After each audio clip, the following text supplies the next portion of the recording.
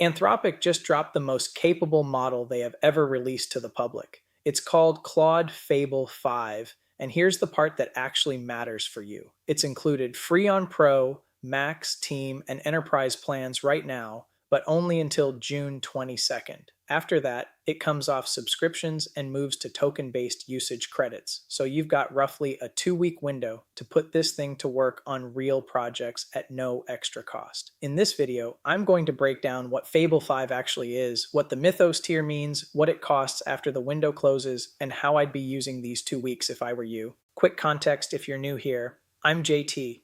I've spent about 30 years building and running technology companies, and today I work as a fractional CTO and AI automation consultant across multiple ventures, SaaS platforms, fitness tech that scaled past 150 million users, B2B automation, the works.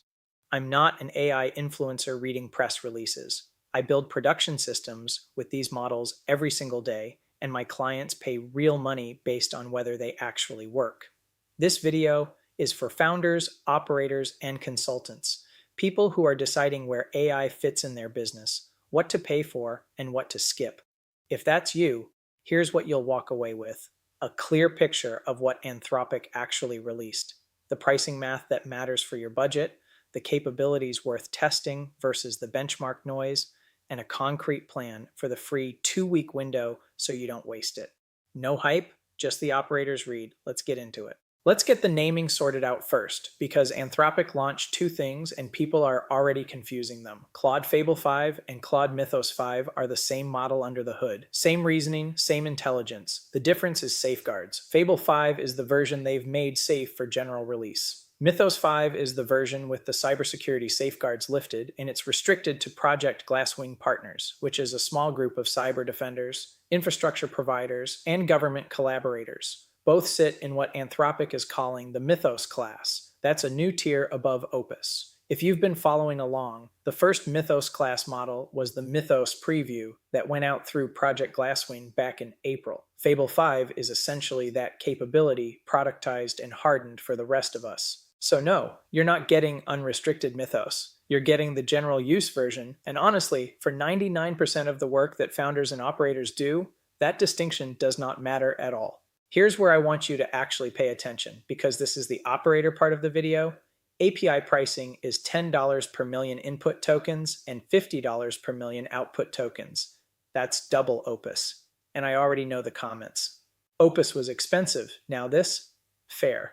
But think about it like you'd think about any other line item in your business. If a model at this level saves your team even a few hours a week on real work, the token cost is a rounding error. I run automation systems for multiple companies. The bottleneck is never the per token price. The bottleneck is whether the model is reliable enough that you stop babysitting it. If Fable 5 closes that gap, double Opus pricing is cheap. Now the subscription side. From launch day until June 22nd, Fable 5 is included on Pro, Max, Team, and seat-based enterprise plans at no extra cost. On June 23rd, it comes off those plans and moves to usage credits. Anthropic says they intend to bring it back into subscriptions when capacity allows, but no date on that.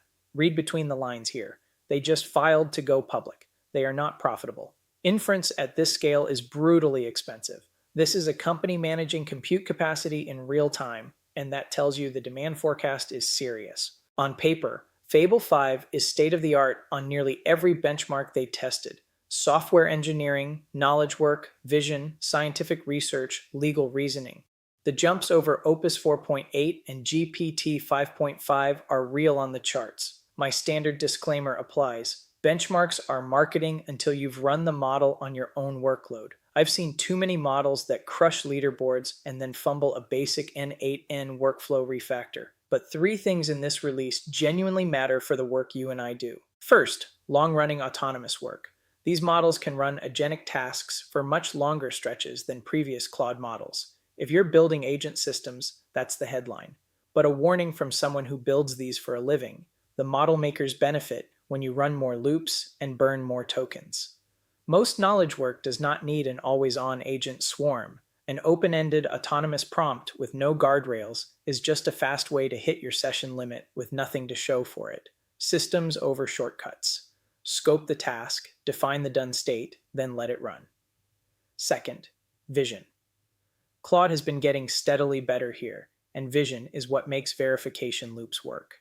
Building a website and having the model actually look at the output, generating a slide deck and confirming the layout didn't break.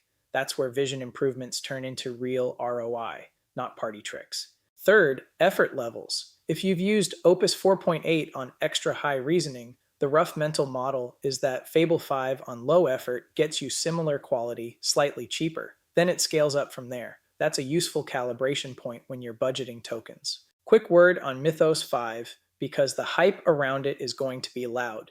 Mythos 5 has the strongest cybersecurity capabilities of any model in the world, per Anthropic. That's exactly why you can't have it. The same capability that makes a model elite at cyber defense makes it elite at offense. So it's deploying through Project Glasswing with the US government, expanding eventually to a broader trusted access program. There's no sign up link for regular users, and I wouldn't hold my breath for one. Here's my take. Models are tools. The capability is neutral, and the intent comes from the human. But when a tool is this sharp, gating it is the rational move. And frankly, it's the move that lets them ship Fable 5 broadly at all. The pattern I expected played out. The Mythos capabilities got baked into a general release under a different name, and the full version stays behind a trust wall. What I do with the next 2 weeks, 5:30 to 6:30. So here's the actionable part. You have until June 22nd with this thing included in your plan. Don't waste it on write me a poem tests. Run it against your actual stack. If you're in Claude Code, update first or you won't see the model, then throw your hardest real work at it. For me, that means complex workflow builds, database reporting queries, multi-step integrations, and the kind of knowledge work where Opus 4.8 was good but needed supervision. The question you're answering in these 2 weeks is simple. Is this model good enough to change how I price my time or staff my projects? Because if it is, you want to know that before it goes behind usage credits, not after. I'll be running my own experiments and reporting back on this channel with real workloads, not benchmark screenshots. So if that's useful to you, subscribe so you catch the follow-up. That's the launch. Fable 5 for everyone, Mythos 5 for the few. 2 weeks of free access, then usage credits. Get in there, pressure test it on real work, and form your own opinion before the window closes. If this saved you from reading the whole announcement, give it a like. I am JT. I will see you in the next one.